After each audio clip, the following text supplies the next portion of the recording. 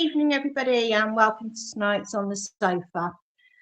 We're still talking World Cup because, unfortunately, there's not a lot talked about at the county coming out of the county ground. So I think Vic's got some news, but other than that, there's not a lot to talk about in that respect. But the fixtures are out next week, so we can concentrate on those. Just want to say we apologise for any problems we had with Twitter last week. It seems we were hacked again. That's the third occasion now. We had the problem with the website with somebody adding something onto our payment page.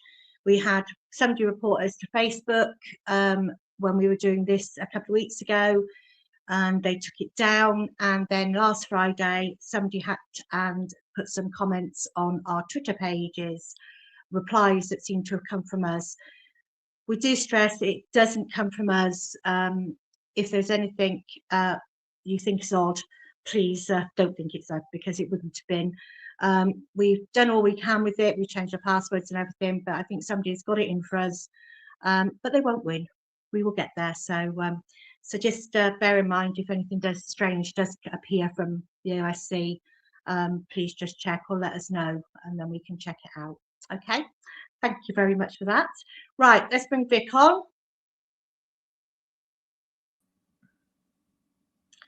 Good evening, Mr. Morgan. Hi, you okay? Good evening to you. Yeah, I'm all right. Thank you very much indeed. Yes, I've got some SAS travel news for you in a moment. Yes, it's getting closer. Just to say that at the beginning there, we should say congratulations to Lou Macari, of course. Got the MBE at the weekend for his great work with the homeless in Stoke. A fantastic job by Lou. So many congratulations to Lou Macari. Very many happy birthday returns to John Trollope yesterday. It was his birthday. So many happy returns to the great man. What a player, what a manager, what a coach. Fantastic. John Trollope. Stan Harland's birthday this coming Friday. So we'll remember Stan, one of our great captains, this coming Friday.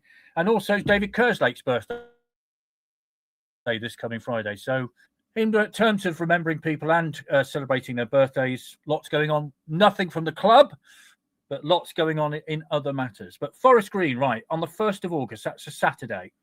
SAS Travel will leave the county ground at midday on the 1st of August. It'll be a cost of £15 per seat. They're not doing split pricing or a West Swindon pickup. They've contacted Forest Green Rovers and they've given permission to drop and pick up near the car park. So people who are more experienced in life and people with disabilities will be spared that hill.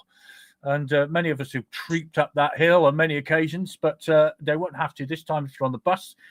So £15 per seat. They go on sale, SAS tickets, on Thursday. So Thursday they'll be taking bookings. Tickets for the Forest Green Rovers friendly are available now on the Forest Green Rovers website. So there you go. No news on tickets for the home friendlies, Bristol City and Leyton Orient. Hopefully later this week or the beginning of next week, they will be available. You can get tickets for Chippenham. So if you go to the Chippenham Town website, you can get tickets for those friendly matches. Excellent. Wonderful. Okay, so we are, as we said, we're talking World Cup again. So we will bring everybody on. So we've got Dave, who is in Tulsa. Hi. Hi, everybody. We've got Hi, Dave. Bob, who's in, Stratton. Stratton, UK. Stratton, UK. We've got our friend Gus, and everybody knows where Gus is from. Hi, everybody. We've got Ray, who is in Swindon, and we've got Andy, who's in Swindon. So there you go. Is that everybody on? It is. Right. Have fun. Yeah. I'm in Devon. I'm in Devon, so there you go. Yeah, of course you are, yeah. I'm not staying. I won't be flying my flag, but well done, John McGinn. That's all I'm going to say, and I will leave you, and I'll see you later.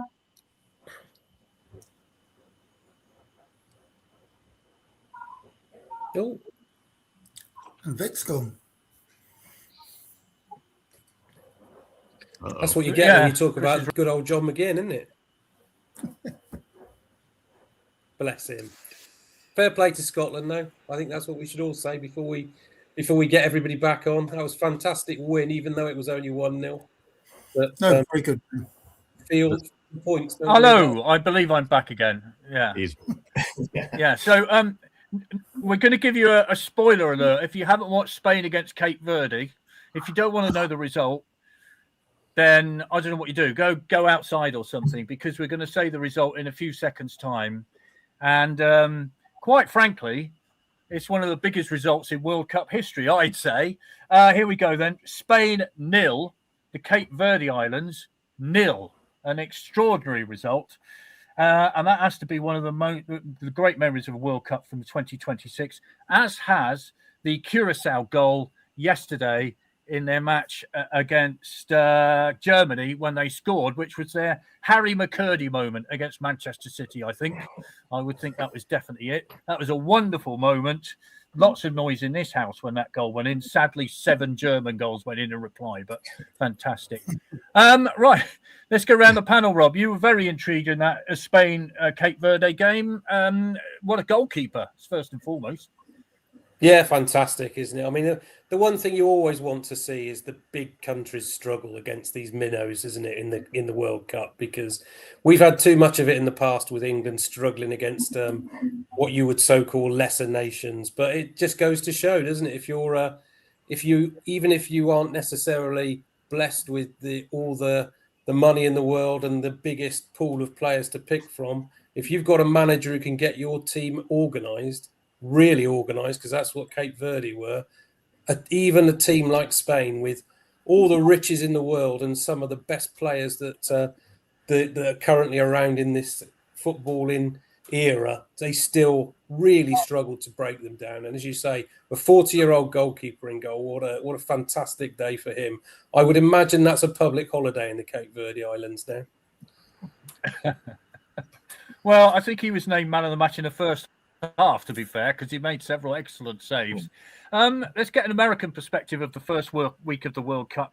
Gus, how's it gone down there? I mean, all the doom and gloom about no tickets, nobody being at grounds, all that kind of thing. I have to say, it's been a hugely enjoyable few days. That's exactly what I was going to say. You know, initially my thoughts were all the immigration problems. The U.S. was behaving badly. Tickets were expensive. You know, blah blah blah blah blah. And once the games start, then that kind of, it's still important. And I don't mean to push anything under the rug, but the games start and the excitement starts. It's really exciting. I'm not sure that many more Americans are paying attention just because we had a big win over Paraguay. But for those who were paying attention, that was an exciting day. This is my first World Cup. I mean, I'd never paid attention before. It wasn't, I mean, I was aware when it was happening, but I didn't watch games or anything like that. So this is all new to me. And it's a lot of fun. Of course, rooting for the underdog like Cape Verde or Curacao when they got the equalizer is just a lot of fun. Yeah, I'll stop there. But yeah, it's been a great week so far. Yeah, there's been a couple of distractions, haven't there, in the US? The New York Knicks winning the NBA championship for the first time in goodness knows how long, and the Stanley Cup finals taken place. So I guess, Gus, that's had a lot of attention, hasn't it? I mean, those are established sports that people pay attention to, much more than football, much more than, soccer football. So for sure, definitely, especially in New York, where soccer games are being played or World Cup games are being played, people are focused, I'm sure, more on basketball. That's over now. And it was Richard Nixon was president last time they won. Wow.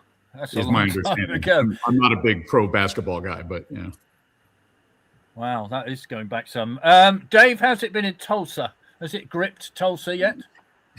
Yeah, I would echo everything Gus had just said. I mean, there was a lot of talk. There still is a lot of talk about ticket prices. And I must admit, I'm watching the football. I'm enjoying the football, but I can't get around the fact that, people are having a beer and you think, how much have they paid for their ticket? How much have they paid for that beer? It's still a very, very expensive tournament for fans, and we mustn't get away from that. But I think the key to it, to me, for the Tulsans here, and I think generally for the USA, is that win over Paraguay, because They were absolutely, from the whistle to whistle, outstanding. They did not let Paraguay have the ball. When they did have the ball, they got it back tenaciously. I think everybody was expecting a sort of mediocre, like USA will get a draw.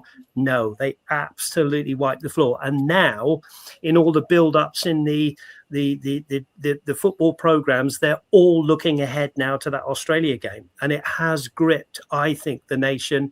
And I think, like you said, Gus, with the other sports that have come and gone now, I think people will really get hold of this. And of course, if the USA win against Australia, it really takes off because they're qualified for the knockouts. Yeah, Australia had a good win in their first game as well. So I guess, that really is the top game in that group, isn't it? Andy, have you enjoyed it? Yeah, very much so far. Enjoyed this afternoon's game. Only managed to see the end of the first half and all of the second half, because I only got in just as halftime was approaching. But what I saw was good. And then yesterday, the West Germany... West Germany? God, I'm going back years. Germany, even. Germany versus Curacao game was, up until when Germany started just knocking them in, it was brilliant, up until half-time. Unlucky to get Curacao to go in at half-time. 2-1 down, getting a penalty. Germany right on half-time. And then straight after the kickoff again in the second half, Germany went and scored again, which really... knocked the stuffing, I think, out of Curacao. But, to take them at 1-1 at one stage was really good. And, really enjoying it so far. I think they were West Germany the last time Nixon was president, Andy. Probably were. Something like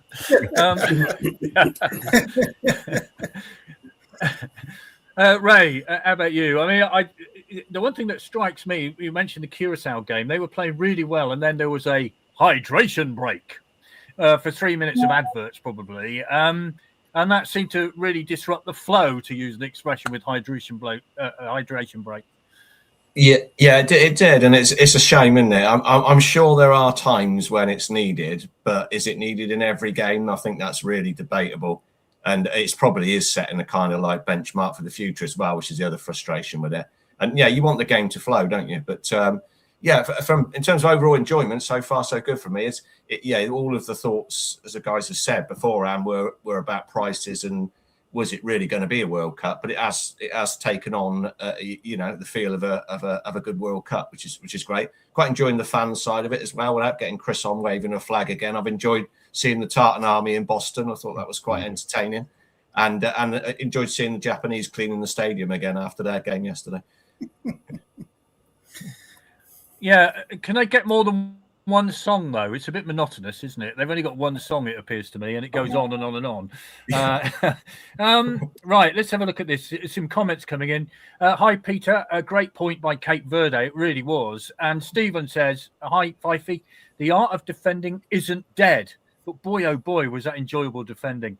GAP Phillips, the World Cup is very good, but his main concern, or her main concern, is it's Swindon, and I'm worried, says GAP Phillips. Nothing coming out of the football club, and we're all waiting to hear stuff. No signings, of course, so we're still waiting to hear about that. Apparently at this ground, hot dogs, etc., are all $2, which doesn't seem a lot of money to me, says Fifey. Hi, Kevin. The only problem with this World Cup, I can't stay awake long enough at the early kickoff. And why are we training at Alicante? Justify, please. Rob, what's your view on that? They're going abroad to Alicante, the pre-season training camp. What's your view on that? Well, I suppose first and foremost, we should say there's so much news coming out. I'm amazed we've been able to keep up this week. I mean, it's been staggering, hasn't it? But no, we've commented many times, haven't we, about the importance of doing your business early, and the training camp in Alicante can only really be justified if you've got the vast majority of your first team squad together. Because if you haven't, and you're 5 or 6 players short, then the benefit of having a bonding session and away from your normal training environment is going to be more of a struggle, isn't it, to keep everybody together? So I don't have an issue with it, if I'm honest. I know people do. I don't have an issue with it if you do get all those players that you want in your first team squad available for it. And then you will start to bring that team spirit up a little bit earlier than maybe we've seen in previous seasons. But if you go in there with half a team and half, not anything like what you think your first team might look like, then it sort of waters down the importance of it, I think. But let's give them a little bit of time. The window didn't officially open until today, did it? I know teams have been able to snap up players on free transfers, and there's been quite a lot of business done by the likes of Bristol Rovers and Oldham, and people will start to worry because that may be players that you would have thought Swindon might have got. But let's give them a little bit of leeway at this stage. If we're still talking this time next week when the fixtures are available to us, or close on this time next week, when we know who will be playing in the first couple of games from this week, then I think I would start to worry a little bit more then. Yeah, fair enough. There are also redundancies, of course, which we've heard about too. So we await any further information from the football club. Here's a question from Nick. Gus, you might be able to answer this. Are the hydration breaks full of adverts in the US? Also, do they have other ads during the games? Dave is going to have to help me with this one too, because I've been watching some on my computer for some of the games. But yes, there are ads. I think everybody was told that there weren't going to be, and there are on Fox and others. Dave, have you seen that specifically? Yeah, exactly. Yes, they cut to the commercial breaks. And just to tell you that having done FC Tulsa for a number of years, they brought in a rule. Their league is called the USL Championship, and they have a rule that they have a hydration break if the temperature is 90 degrees or above. Now, I can't tell you if every single game in the World Cup has been over 90 degrees, but don't forget, over here, it can be into the evening and it's still 90 degrees. So that was just a rule that the USL, so we're used to that, hydration breaks. But the game yesterday, I think, was the one last night, was played in a air-conditioned stadium, wasn't it? Yeah. Was that Germany, Curacao? I can't remember. There been so many games. It's all Netherlands, I think. But that was played in an air-conditioned stadium. So why did they need to have a hydration break, you would ask? Yeah, I guess you've got to be consistent now, haven't you? I think the game is played in 4 quarters, and every game has got to be the same, or it's not fair, is it, on everybody else? But it's become a bit of a thing, and obviously commercial breaks are pretty big over here. Another thing, Gus, you might want to comment. I don't know if you saw this, but the Japanese fans after their game spent ages clearing the stadium up, which is fantastic. They tidied up the stadium, put all this rubbish in bags, and left everything spick and span. Well done for them. Absolutely amazing. As somebody whose oldest son works at a stadium like that, I can imagine how appreciated that was, because those people have to stay there late into the evening to clean up for the next game. So that's really, really impressive that they did that.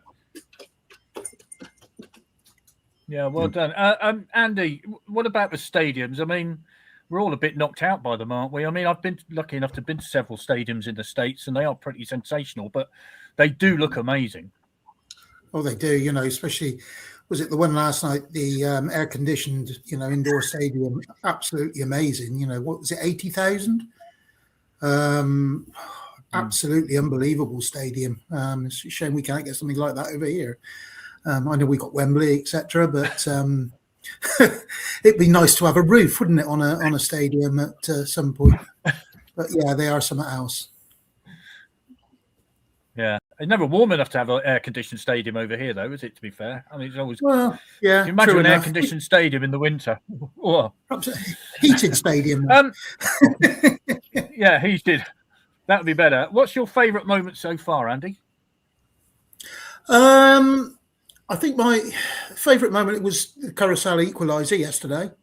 At that point, you were thinking, my goodness, they could actually do something here, but unfortunately not. And then today, absolutely unbelievable. Today seeing Cape Verde and their goalkeeper, who, as Rob said, 40 years of age, and the saves he was making was absolutely unbelievable. And the defence just, you've got the best players in the world play for Spain, and they just kept them at bay. Absolutely unbelievable. So enjoyed today's game, definitely. And on to tonight's, which I'm not sure who's this evening's game. Oh, hang on. What date is it? I've got so many here. It's the 15th today, is it? So Iran versus New Zealand. That's at 2 a.m. No, that's tomorrow, is it? I'm very confused. Yeah. The Ivory Coast, Ecuador, we've already had. Yeah, Sweden against Tunisia, we've had. Spain against Cape Verde. Belgium against Egypt is an 8 o'clock kickoff our time. And then at 11 o'clock, it's Saudi Arabia versus Uruguay. That's today's fare. Are you staying awake, Ray, for all these matches? I've managed to stay awake for the early ones. No, I've not done the silly o'clock one. Rob was saying he caught the second half of one of the overnight ones, kind of thing. But no, I've not. I've done the later evening ones. Put it that way. But yeah, I just thinking of favourite moments as you just asked Andy. I think mine was just before we came on air, because I've been watching the game, and then it was like reverting to listening on the radio, except Exeter was ahead of Swindon, so we were getting commentary from Vic and Rob, and they were out of sync. So at least we've learned that Exeter's signal's quicker than Swindon's. Yeah, thank goodness for that. Yeah, we pay more for electricity. No, we don't actually do that. What about you, Dave? What's been your favourite moment so far? Yeah, I would agree with the Curacao goal yesterday. It's interesting just when you think about that result today and where it stands in the history of the World Cup, and it's a massive result, isn't it? Spain 0, Cape Verde 0. But I was just, FC Tulsa, I got to say again, in the USL Championships, that's below the MLS.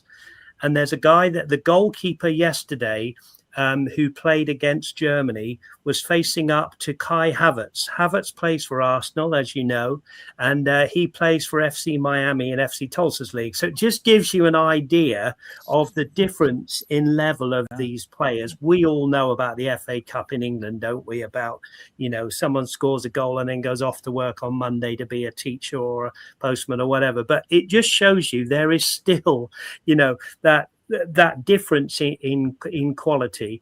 But to answer your question, I think I would have to go. I mean, yes, I think it was exciting that Scotland got that win, and John McGinn's deflected goal, was a great moment for them. And I really sincerely hope they do well, as do I hope that England will do well. Yeah, more questions coming in. As for the hydration breaks, Darren says, because the advertisers already paid for the adverts during those breaks, so I guess they still have to have the 3 minutes, don't they? I don't worry about hydration. I think it's needy. It certainly is some of the humidity that they've had there. I want Scotland to do well, but they do go on. Kevin says, outsiders to win it all. Any ideas, please? Oh, goodness me. Rob, I mean, it is fantastic, isn't it? I mean, I don't know, where would you put Cape Verde and Spain? I mean, is that like Chippenham? No disrespect to Cape Verde, but is that like Chippenham, I don't know, drawing with, I don't know, Coventry City or something? Or is it, where are we at with that? Well, let's be honest, Spain are renowned second favourites and it's second in the world at the moment, and probably most people's favourites for the competition. So Cape Verde, were they ranked 67 in the world, I think, or something along those lines? So you're basically looking at 66 teams between them in terms of the world ranking. So let's put it in FA Cup terms. You're talking from somebody at the bottom of the Premier League getting beaten by somebody in our division. And close on, Macclesfield came Crystal Palace last season. It was a draw. Let's be fair to Spain. They didn't get beat, but it's still very, very funny. But if you think about you've mentioned the moments of the tournament, they've probably been covered so far. If I move it on to what teams look the most effective so far, I think the USA looked excellent. Sweden looked excellent this morning. And I have to say, the two teams that have really impressed me so far didn't necessarily get the results they deserved. Morocco against Brazil. Morocco really should have taken Brazil out in that game. They were much the better team for a good part of the first half. And I really like Japan, irrespective of how clean and their fans are. I think their brand of football is just outstanding. They're great to watch. And that second half against Holland, that's certainly the best half of football in this tournament so far. Yeah. Let's have a look at those. Brazil, Morocco was a 1-1 draw. Actually, Gus, Brazil, a lot of people think it's not the World Cup until Brazil actually start, but I thought they were really disappointing. I mean, they're not the Brazil of 1970, that's for sure. I must confess to you, I didn't watch that game, but I do want to give credit to Cape Verde for what they managed to pull off. You may know I mentioned on the last show, there are actually about 110,000 Cape Verdeans, Americans of Cape Verdean descent who live in southern Massachusetts and Rhode Island. And I think I can hear them cheering from here. It's about 300 miles from where we are. I will say, not my favorite thing, my least favorite thing so far. I just found out today that there is no tailgating at any of the games. I don't know if you guys tailgate or not, but that is if you're going to a major sporting event in the United States and you're not allowed to tailgate, I mean, all these people from all over the world are coming here and they're missing. I mean, we have very refined culture in the United States. Standing behind your pickup truck, drinking Pabst Blue Ribbon is a part of life in America, and eating. And some of the tailgates are extremely elaborate and really fun. And people are playing cornhole and throwing a football around. It's a lot of fun. And I'm really sorry that the visitors can't experience that. Dave, do they do tailgating in Tulsa at the games? Yes, to a certain extent. Yeah, they do. But I agree. Being a Brit living over here, tailgating like you've never ever seen it before. And sometimes they'll even take over whole parking lots, car parks for tailgating. And you can't park there because people pay to be tailgating. And I think I'm right in saying, Gus, a lot of them don't even go to the game because they keep tailgating, right? My oldest son went to James Madison University, which was in the college football playoffs this last year. And we would go to games and about half the time would never quite make it into the game. Plus people have widescreen TVs at their tailgates. So you can watch the game right there on the TV. And plus you can hear in the stadium when something's happening. It's a lot of fun. So big disappointment. Well, our equivalent is a chip shop in Grimsby. Yeah, chip shop in Grimsby. That's our equivalent of tailgating in the United States. Too darn cold, Andy, for that, isn't it? I mean, most of the time. Most definitely, yeah. It's bad enough, isn't it, in Grimsby, eating your chips outside or Barrow or somewhere like that on a cold December afternoon. I'm intrigued with the tailgating, though, because it obviously means something completely different over here. Tailgating is someone who drives too close to you. Behind. So, I was intrigued when Gus started talking about it, and I'd sort of like to know more about it. It sounds intriguing. Definitely Google it. It's something. Well, it also means fans walking in under somebody else's ticket as well, doesn't it? Sometimes in some places. So just going through the barriers without actually showing your ticket. So I'm very glad that you guys explained what it was. No, I think our climate, Gus, is not akin to spending hours in the car park. Most of us are happy to get off the bus, go get chips, go to the game, get back on the bus. That's it, really. That's our afternoon pleasure, if you like. We have spent quite a bit of time in the car park after games trying to get out, but oh dear. Let's have a look. Well done, Cape Verde. Superb result. When is the Alicante friendly? I fancy going. Don't know. Is the answer to that. Hi, Matt. This is nothing to do with hydration. It's a slippery slope to a game of 4 quarters with adverts everywhere. Pure greed. Well, it'd be interesting to see if it is introduced into the domestic game. I mean, we do have drinks breaks now, don't we? If it's over 25 degrees, I think that's the rule. We'll see if that happens. Both teams get the break and the fans too. It's okay. Interesting. Yes, many of us do need a break halfway through the half of a game, but for reasons of comfort, I think it's fair to say. And Nick says Cape Verde has a similar population to Sheffield. Sheffield versus Spain, then, Ray. Who do you reckon might win that if it was a football match?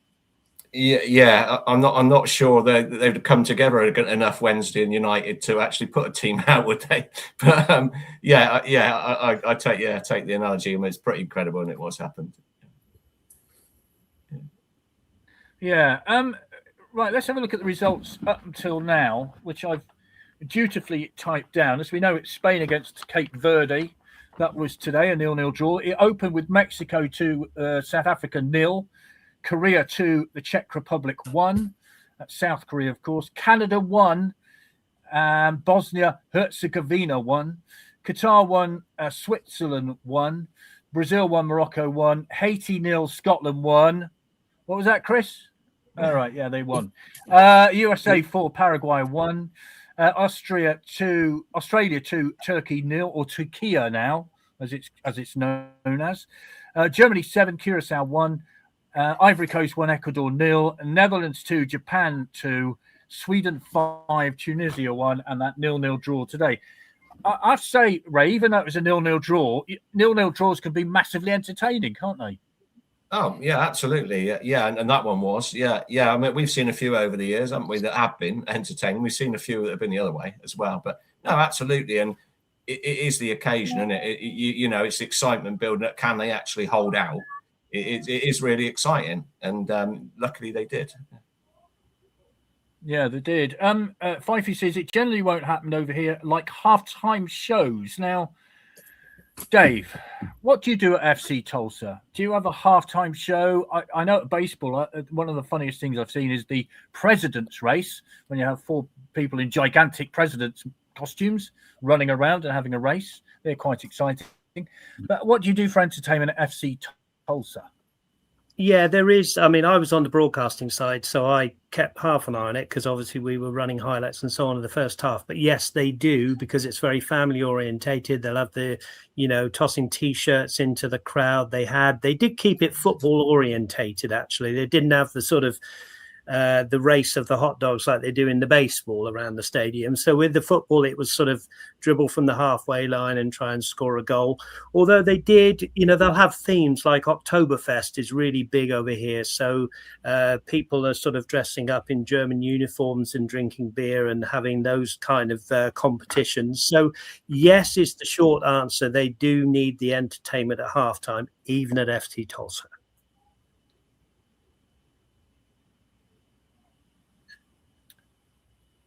Right, I'm freezing, so I'm not sure you're. Have you got me back again? It's Yes. We've got you, Vic. spinning Yeah. white circles here for a moment. Yeah. Am I back with you or not? We can hear you. You are. Yeah. Yeah. Okay. So sorry, Dave. I didn't quite get what you were saying. But there is some entertainment, but it's not the president's race or anything like that. That's right. So FC Tulsa tried to keep it as much as possible to sort of football orientated competitions. The crowd, the kids love the T-shirts being thrown into the crowd and that kind of thing. And like I said, they had a few themed things like around Oktoberfest where they would have a competition, and then I think there has been a hot dog eating competition, that kind of thing. Here's my take. I don't like the fact that we're going to have a halftime show like the Super Bowl type thing in this World Cup final. And I just wonder whether, and I don't know if Gus might have or anybody else might have an opinion, is it just because this is in the States and we're doing it? We haven't had it in any other World Cup before. It's going to make the halftime break a half an hour, which I don't think is good for players.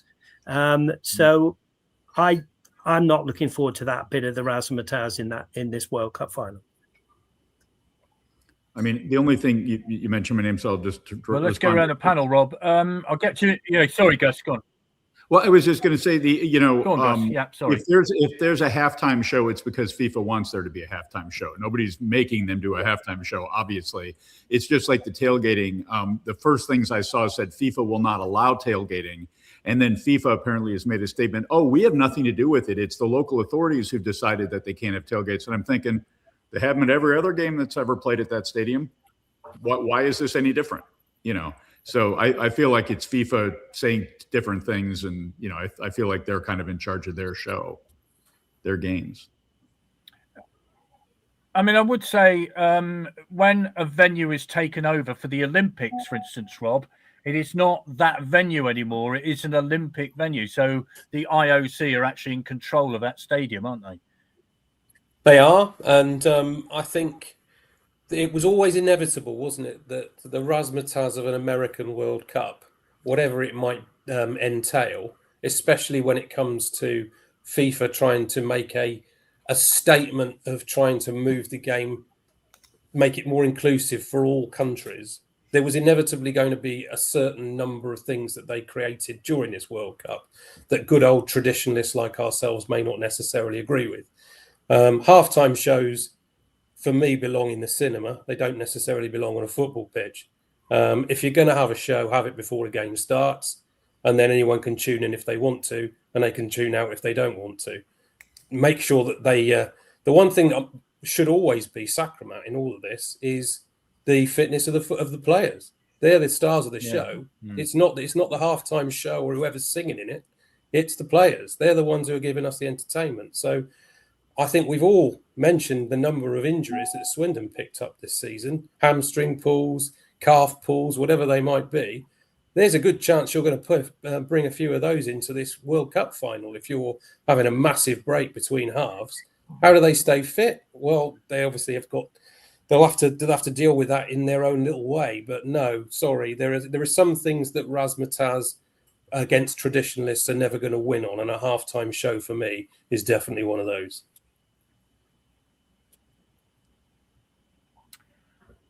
Yeah. Hi, Stephen. Problem is halftime is 15 minutes. Players will all be on bikes, etc., staying ready as it's going to be 30 to 45 minutes. I think, Andy, that's the problem, isn't it? That just going to be the 15 minutes. It's going to be longer than that because, you know, by the time they've got everything out and everything away, it will be a much longer escapade for the halftime shows. Well, absolutely. You know, it's 15 minutes. Football is a 15-minute halftime break. Now, if you can do a show within 15 minutes or do some sort of entertainment within 15 minutes, then fine. But there's no way it should be longer than that, you know, and why we have, or the authorities have agreed for a 30 minutes, 40 minutes, or however long it's going to be, is at the detriment of the players, you know, because they're the ones who are going to suffer. They're the ones who are going to pick up injuries if they're unable to keep themselves active and what have you within that time span. There's no way at all it should be any more than 15 minutes, and that's it.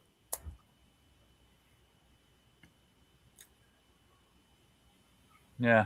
Those of us who are older might remember that halftime used to be 10 minutes. That was all it was, a 10-minute halftime break. Ray, what's your view on that? Yeah, I'm in the camp of no thank you for the extended halftime show. Ours used to be like a slice of orange or whatever and turn around.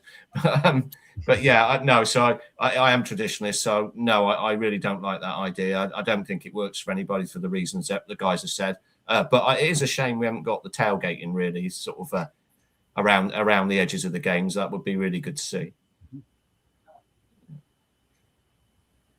I mean, half an hour is a long time, isn't it? And, you know, I did play in a game at Melksham once for friendly there, and they had a lot of cheerleaders on, bless them, and that went on for about half an hour. And I picked up a knee injury in the first half. My knee was like that at the end of it. It was just so if you do pick up a slight niggle, you know, it's going to be a problem, isn't it? And can you imagine that in November in England, a half an hour break for some group to come on and play music in the freezing cold? That wouldn't go down well. Is that regular? I mean, they don't, David, you know, regular NFL games and things like that, they don't have half-time shows, do they? Sorry, was that to me, Vic? Yes, Dave. Yes, sorry. Oh, sorry. I meant to. I don't think so. I mean, the only big show I've seen is for the Super Bowl, and that's a massive halftime show. But I just think it just doesn't go with our game, does it? You know, it's like they've tried various things over here, and it still happens I'm a high school coach, and we've got this dreaded golden goal thing, you know, and I explained to coaches that you go for, I think we play 40 minutes each way, and then there's 10 minutes each, 15 minutes, each way, extra time. But if someone scores, everybody walks off. And there are just certain things that for me just don't work in our game. And I think this is one of them. 15 minutes, I think, like the guys have all agreed. And I think player safety probably has come secondary here. And, you know, we don't need it. We don't need it for the World Cup final. I think somebody said, do it before the game. Great. Fantastic. Players can be in their locker rooms, changing rooms, talking to coaches, get that done. then we'll get on with the spectacle of the World Cup final. Rob, if I remember rightly, we had the golden goal, didn't we, in a European Championship, and then there was a silver goal, which it was dependent on who was ahead. If you scored in extra time, if you were ahead at the break in extra time, you won. It was all very complicated. It didn't last very long, did it? No, I've actually been at a couple of games decided by golden goal, Vic.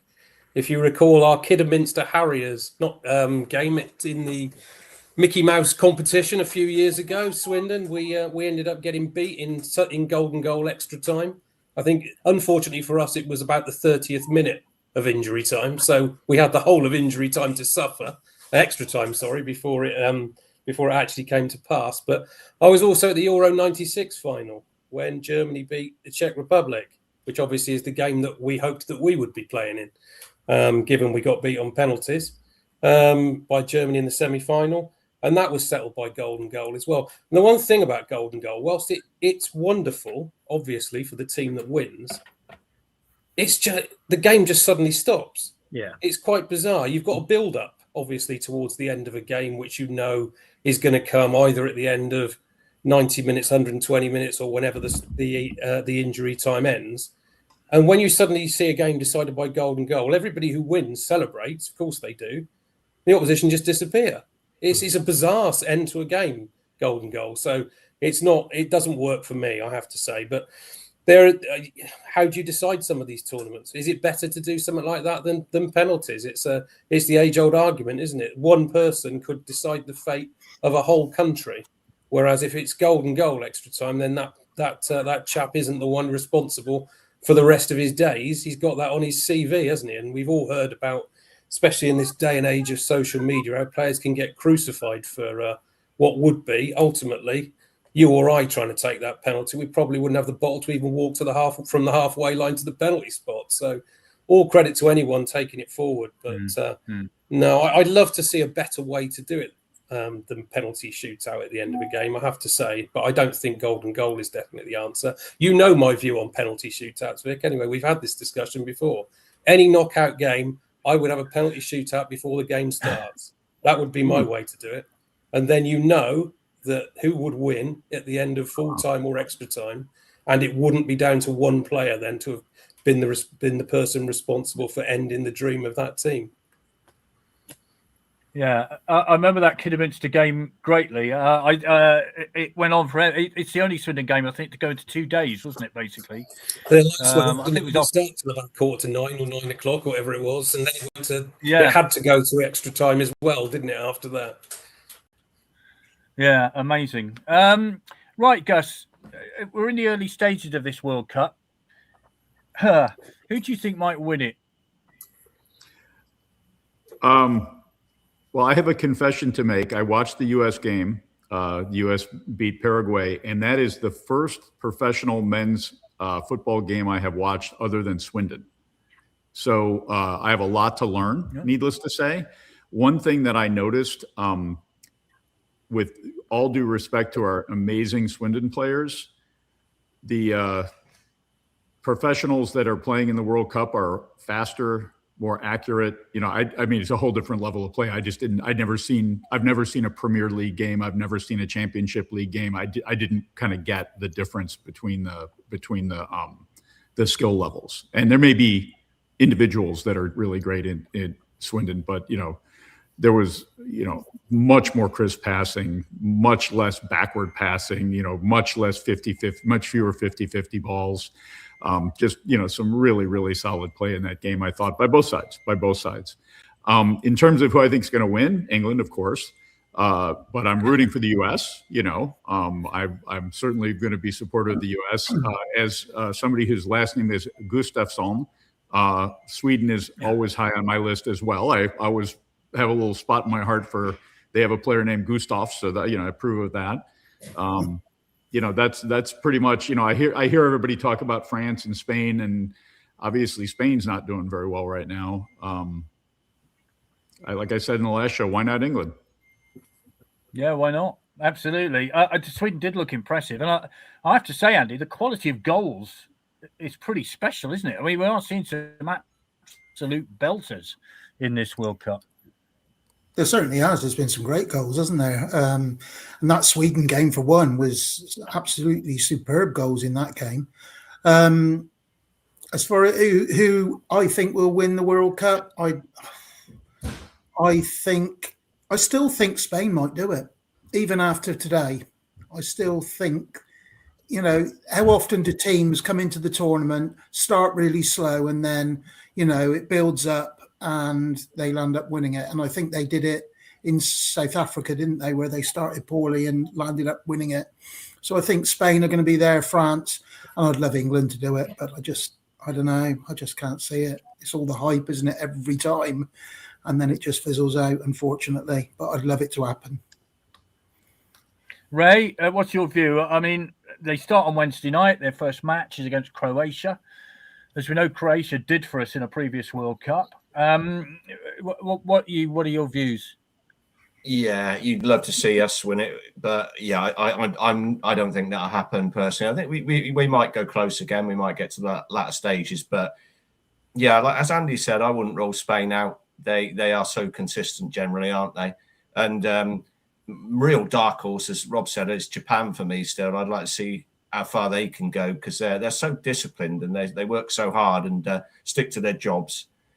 They're a side that might end up in the latter stages and surprise a few people. So, yeah, excuse me, maybe Spain, as Andy said, most likely.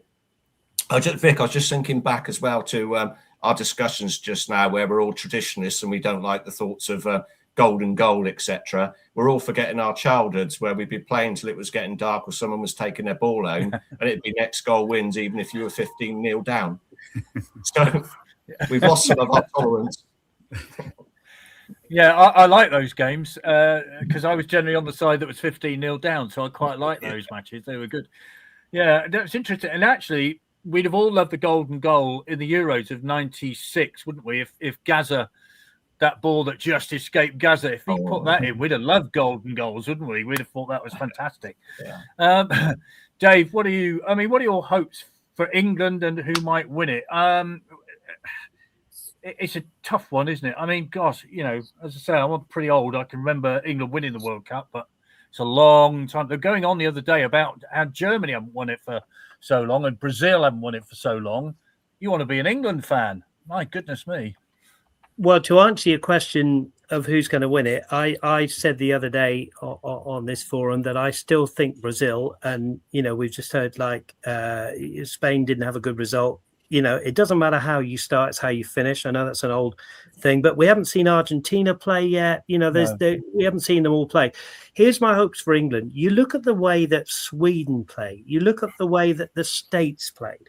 It was energetic. It was like, we're not going to settle for 1-0. We're going to keep going. We're going to keep going. And I don't want to put England in the same category as Scotland, bless them. But Scotland got that goal.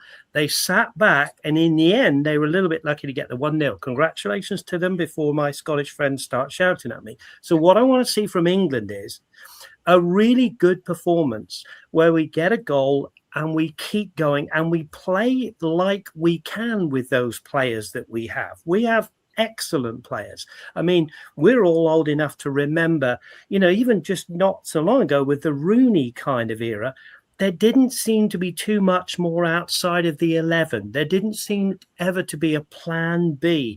I think we have the players and the versatility now to bring players on to affect the game. So to answer your question, what I want to see from England is energetic, good performance, get a goal, don't sit back, keep going, just like the Swedes did with respect to their opposition. I know, but let's have that from England because we're all not falling into the trap, but we're all feeling the same way. Oh, the hype, and then we're going to go and draw 1-1 on Wednesday, and then everybody be saying, "Oh, England are no good again." Come on, let's all be enthusiastic. Let's say we can go and win it. I was 3 the last time, Vic, so I can't quite remember 66, but why not? 2026, England's year. Well, let's hope so. It'll be 60 years, of course, won't it? So it'll be a fantastic way to celebrate. Darren says, I'll be in France for the quarters, semis and final, following the Tour de France. That's I think the 4th of July, 21 stages. Always one of the great sporting events of the year. and I'll be watching it greatly. It's great thing to watch. Rob, England World Cup winners. Gosh, I'd love to say yes, we'll win the World Cup, but we say it every 4 years. So, what are your thoughts on it? Well, Dave's just done some great tub thumping, and I'm all for it. Let's be honest, we all want our country to do us proud, and the benchmark has been set very high from the last few tournaments, hasn't it? That's the thing. It's not like we've been on a downward slope for a long period of time. We've made semi-finals, we've made quarterfinals, we've made finals of Euros. So you could easily make the case to say our time is due. I'm just a little bit nervous that defensively we're not quite strong enough at the very highest level. It's almost like watching Swindon in Div 2, isn't it? You just think, you always worry about us defensively. And I look at the England team and I worry about us defensively, especially against clever sides who will hit us on the break, and they will hit us hard. So as long as we go and play to our strengths, as Dave just said, and we try and get on the front foot from minute one and play an attacking brand of football, I think we can outscore teams. But I don't see us keeping too many clean sheets. I don't think we could play like Scotland did against Haiti. I don't think that's in our DNA. So hopefully we're going to see an exciting World Cup from an England perspective. That's what I really hope for. See that team go out and really try and play. I'm not sure Tuchel's necessarily that much of an attacking manager as such, but I don't think he's got the players to necessarily put a defensive team out. So I think we're going to have to go for it. These group games, just remember the last World Cup tournament, Argentina won it. They lost to Saudi Arabia in their first game. So you can't read anything into the group stages at all. It's all about qualification. And once you get to the knockout stages, then the real competition begins. You have to get to the knockout stages, and to do that, you've got to win at least one game. Scotland have done it. We need to go out and do it on Wednesday, because it takes all the pressure off you for the rest of the group games if you can get a win in that first one. If you don't, and you know what the weight of the nation is like, we all know they'll be right on their back in the press if they don't beat Croatia. And let's be honest, Croatia is a tough game. It's a tough starter. It's not an easy game at all. And to follow it with Ghana, who I watched the other day against Wales, and I thought they had some really exciting, talented players, I have to say. So I don't think we've got a very easy group at all, and especially in the order that the games come. So there's a real big emphasis on how we start against Croatia in conditions, let's be fair, that are not necessarily conducive to the European teams winning it. You have to look, I think, more towards the South American teams. If I were to be a betting man, my money would certainly be on Argentina or Brazil. Interesting. I would say, Dave, from an Exeter City perspective, all eyes will be on Ollie Watkins, won't they? And you know, those who follow Buckland Athletic and Weston-super-Mare, they'll also be following Ollie and hope he's the man who comes up with the winning goal for England in one of those crucial games. Well, and it's back to my original point, you know, that we need to have a plan B. And, you know, we all know how precious Harry Kane is to England. If he gets injured or something happens, you know, we need somebody to step up. Ollie Watkins seems to be the man in form to be the sort of number 2 to Kane. And why not try him up there with him as well as a plan B? So, yeah, I would love him to do well. He's had a fantastic season for Aston Villa. And, yeah, good old Devon boy. Let's see what he can do.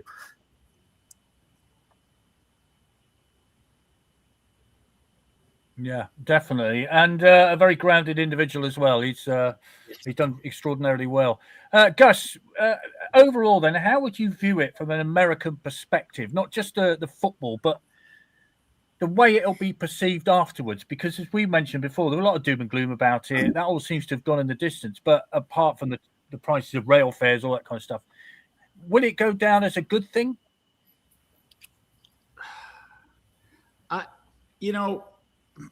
I want to say yes. You know, I want football, soccer to be more popular in the United States. There's a lot of distractions in the United States. There's a lot going on all the time. I don't think there's a massive demand for football here, for, you know, soccer here. Sadly, it's a great game.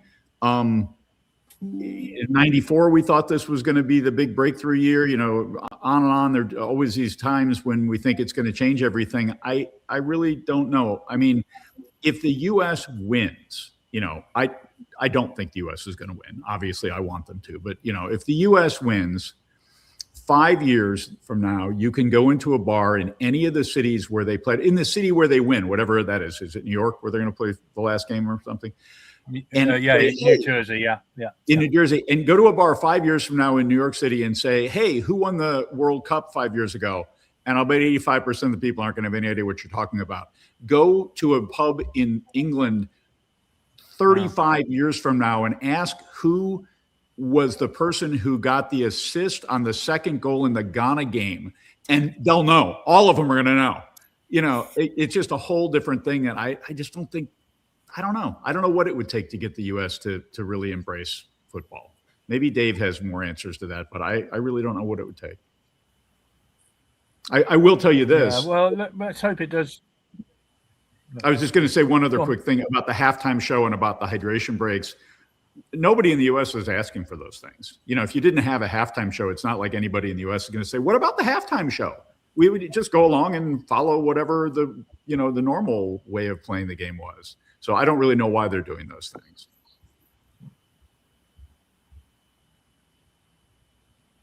things. Interesting. Well, we've got Belgium versus Mo Salah's Egypt in the World Cup coming very shortly. Who was it who said it? Is it you, Dave, who said it was Mo Salah's birthday today? Who was it who said that? That's what I heard on the TV this morning. So is he going to come up with a winning goal? You know, what will Belgium be like? I mean, we all know Belgium are a little bit like England. Like, you think, they're going to go deep in the tournament and then they slip up. And they've got fantastic players, don't forget, haven't they? So it'll be interesting to see how they go on. Can I just come back to what Gus was saying? I came over here in 2013, as you know, Vic, and I've been a high school football coach. Our football, I'm talking. When I say football, I mean football. And I have seen the numbers growing in the high school. I've seen the numbers growing in the club game, and also going back to the FC Tulsa as well. Their leagues are expanding all the time. There are more and more professional teams coming out. So I really hope that this will continue the progression here in the States. The other thing is, of course, a lot of players who are playing for the States play for the likes of Fulham, Man City, and so on in the English Premiership. So I think it's become more of a world game, and people are sort of saying, "Oh, I recognise him," because there's still friends of mine of a similar age to me who are from the States. And they want to watch England still. They'll go to the pub and watch the England game. We're going to get together on Wednesday. And they say, whisper it quietly, I'm more interested in watching England. But I think if the States can do well in this tournament, I think it will go a long way to promoting the game here. Yeah. Shameless plug for Ottery St Mary Football Club. If in the Ottery St Mary area on Wednesday, the game is live there. Bars open, barbecue, disco, you name it, it's got it. So if you're anywhere near Ottery St Mary, no, not that big a car park. Okay. Tell Fiona, Vic. So get down. So yeah, Fiona would love it there. Bring her down for it. Yeah. Right. Okay. We're just about to finish then. Thank you very much indeed. There's another game about to start very shortly. I think Fools Rush In might be on at 9 o'clock. But anyway, there's another game starting at 8 o'clock. Belgium against Egypt. So we'll all have got to go and watch that. Thank you very much indeed for joining us, Ray, Dave, Rob, Gus, and Andy. Thank you very much indeed. Is Chris there with a Scotland flag? I am. I haven't got my Scotland flag today. There she is. I can wave it if you want me to. Just so you're all happy. Well done. As I said, they're not going to win it, but they certainly enjoyed themselves going through it. So that's all I can say. So thanks very much, guys. It's been a pleasure. Had some wonderful comments. So I think people are appreciating the time and effort that people are taking to join us on here. So Vic and I will be back next week, and we will see you all then. So have a good week. And don't forget, a week on Thursday is fixture release day. So we'll know where we're going for the next 9 months. So take care, everybody, and good night. See ya.